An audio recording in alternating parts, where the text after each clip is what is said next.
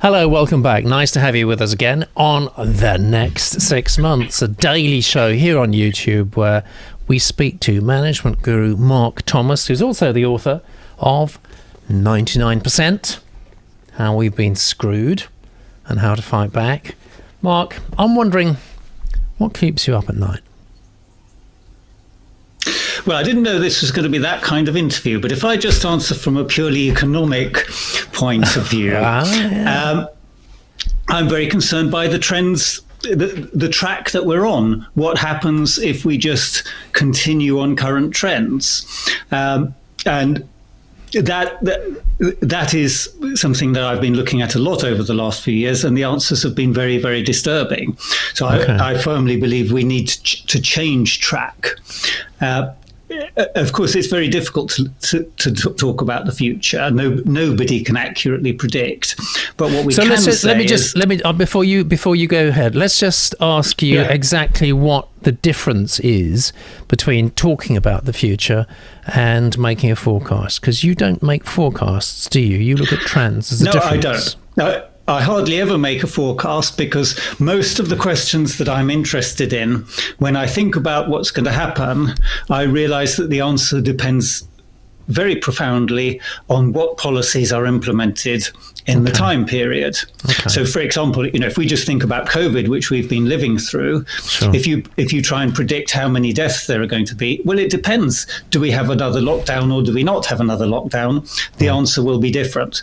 So you can't produce a forecast and say this is what will definitely happen, but you can produce scenarios that say this is what would happen if. Okay. So do you have any scenarios handy that you can talk us through? As it happens, I do. So if we think about the economy, there are really three questions that are important in thinking about our future. The first question is, will the pie grow? Will the economy as a whole grow and therefore make more goods and services available for people? The second question is, what will happen to a normal person's slice? If the pie grows, it's of course possible that everybody's slice grows with it, but that doesn't have to happen. If we look in the last 40 years in the States, we see the pie has grown, but most people's slices have probably actually shrunk slightly.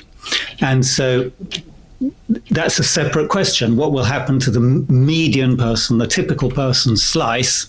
And the third question is, how do we get there? Will we get to where we're going in a peaceful, democratic transition, or will there be some kind of violent, undemocratic process of transfer of control?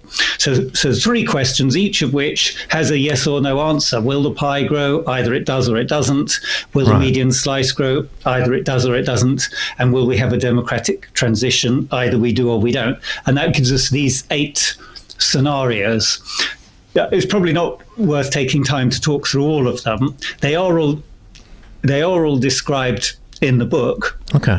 But just in the interest of time for today, I'll just focus on the left, because if we look forward to 2050, that's a 30-year period. We've hardly ever had a 30-year period where the pie didn't grow. It's not impossible, but I think we can ignore the right-hand side for now. Right. So we've got a possibility of, with a growing pie, either the median slice grows or it doesn't. And of course, having a pie growing and a median slice growing are the only two attractive possibilities. And we really want it to happen peacefully. So that means we're really looking at scenario 3 as the scenario that we would like to aim for.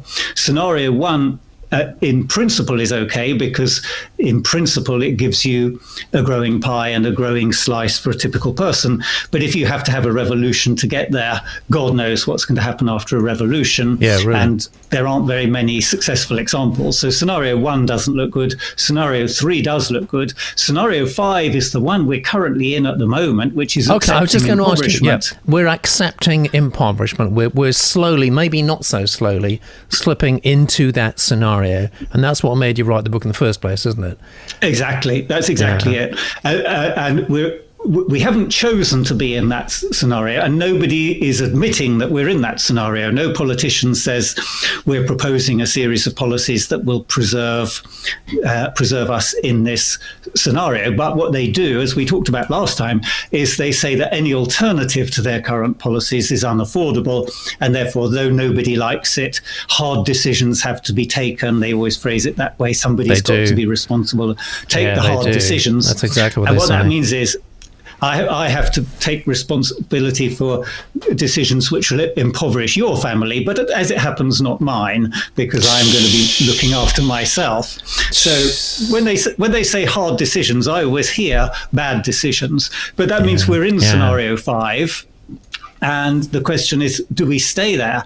If we're staying on the left, we can either move back up into solidarity and abundance, or if we're not careful, we could slip into neo-feudalism, where actually democracy isn't really operating. And you can see the risk of that as we're speaking in America right now. The risk of democracy not functioning properly is manifest, but it's also very clear in the UK. I don't know if you've had a chance to look at the House of Lords report on the internal market bill, but it's very, very damning, and it makes the point that the rule of law in the UK and democracy itself is under threat. So we may not be quite as bad as the US, but we have no grounds for complacency. So those are the 4 that are most likely for us, and we really need to make a choice. We need to accept where we are and make a choice about whether we want to stay there, and if not, what we have to do to move to the more attractive one. Yes, absolutely. So this is not a book of unrelenting gloom and despondency and depression.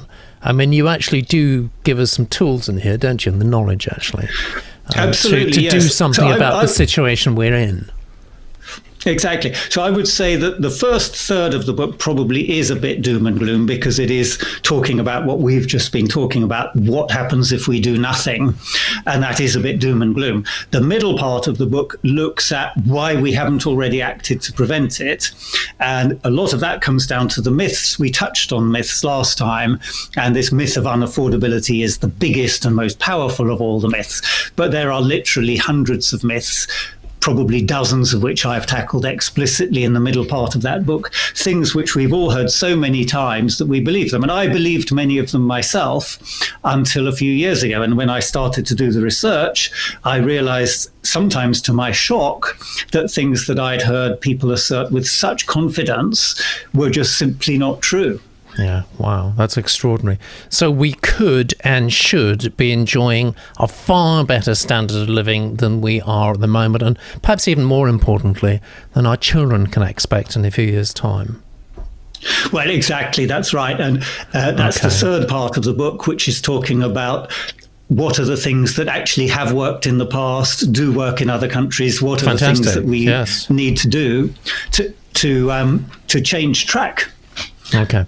All right. That's great. Mark, thank you so much. If you've got questions for Mark, just leave them in the comment section below here, right on YouTube.